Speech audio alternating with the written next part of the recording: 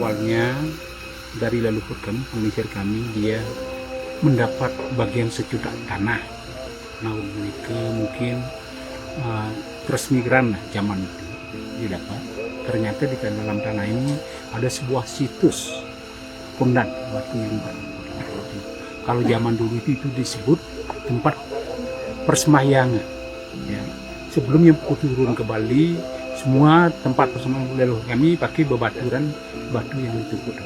Setelah begitu hanya dibugarkan ke sana karena tempat ini merupakan pribadi, tetapi kalau dari medisnya itu sudah luar biasa. Nah, setelah begitu orang ke di sini memang dilarang masuk ke sini, menggarapkan tempatnya pribadi. Kan. Setelah begitu mungkin ke lama kelamaan itu dia banyak masalah sampai ini dijual berapa kali lah. Nah, ternyata setelah begitu saya tahun 93 dikembalikan kepada saya.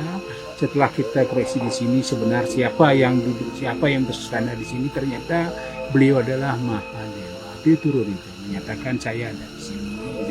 Ada baktanya beliau itu yang bernama Ki Guplo, datang dari Jawa, dia mendapatkan anugerah dari Mahadewa, diberi nama Ki Suling, diberi kekuatan suling sakti, dia menjadi guru besar di sana.